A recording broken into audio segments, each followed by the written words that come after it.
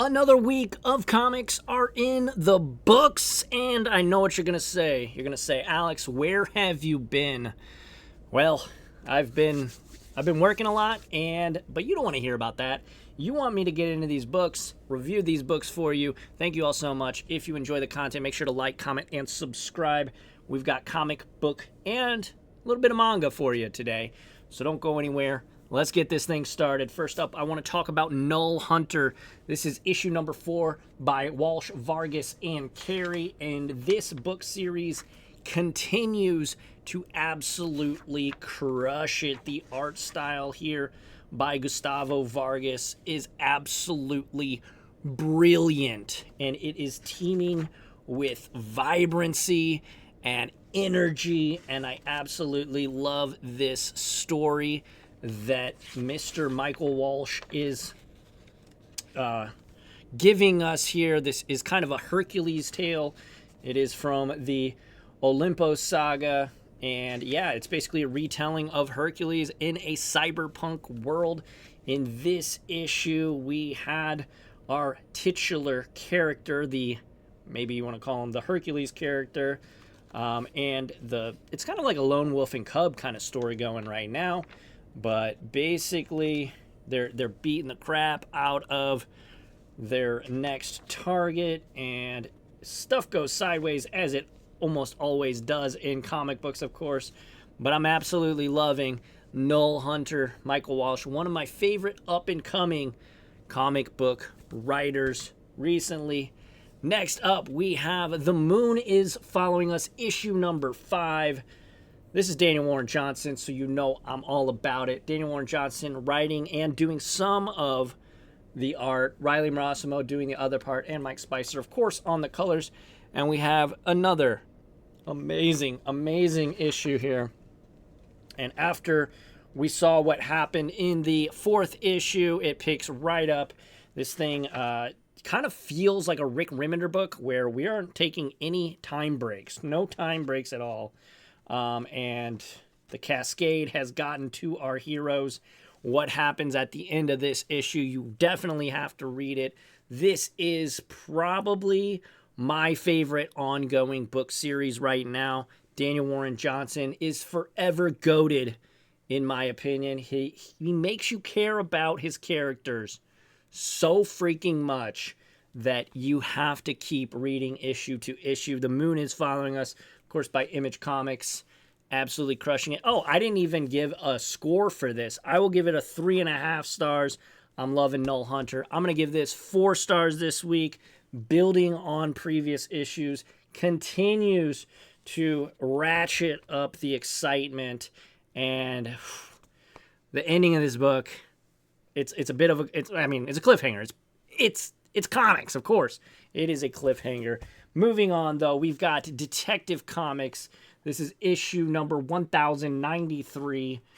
And, of course, this is Tom Taylor and Mikael Janin. And I got to say, Mikael Janin, the way that he draws faces is absolutely gorgeous. I really, really enjoy his color palettes that we're using in this book, too. Very, very contrasting colors. You got a little bit of the Joker here. Anyways, we've got our brand new antagonist that is trying to take down all of the children, literal children, that are putting, troublemakers coming out of jail, trying to kill him. Asima is their name, is the villain's name. And of course, the Bat family trying to stop Asima from allowing them to basically kill a bunch of people who essentially have done petty crimes. But yeah, no, this has been excellent. We're recontextualizing Joe Chill's relationship with Batman. I'm absolutely loving this series thus far. Definitely the better Bat book, in my opinion. Although, of course, we have in Batman proper, we've got Jim Lee on the next arc, and they're going to be doing Hush Volume 2, so that's going to be awesome. Batman's in a good place right now. This, plus Batman proper, about to get over from Zdarsky's run on to Jim Lee, it's a good time. And Batman and Robin Year One, also good. Keeping with the Batman vibes, we've got the very last issue of Batman by Chip Zdarsky. This has been a very contentious, to say the least, run by Zdarsky. Jorge Jimenez on this art, and Jorge Jimenez, one of DC's best, one of comic books' best, but I feel like he wasn't really on the ball in this most recent issue. There's just some panels that aren't as crisp, aren't as energetic, aren't as kinetic as they normally are. That being said, it's still a great issue. This was one of the better issues in his run. Go figure, it's the last issue in the run. But basically the status quo gets continued. I don't know if that's a spoiler. I think this issue is a couple weeks old too. So, but yeah, Batman about to be picked up. It's going to be fun. Hush 2 on its way. Next up, one of the most fun books that I have been reading, Teenage Mutant Ninja Turtles by Jason Aaron and Juan Ferreira on the art. And if this is the artist that is going to be continuing, the ongoing art, I'm for it. I actually absolutely love this art style that Juan Ferreira is bringing to the table. Very energetic, very exciting, very fast-paced. Love it, love it, love it. And it's kind of, I don't know, almost like a little bit of realism. At least I think it is. I don't know. We have the Turtles. They're not getting along, obviously. And the Foot Clan kind of controls New York, so they get into a fight with a bunch of firefighters. Well, it's not firefighters, it's the Foot.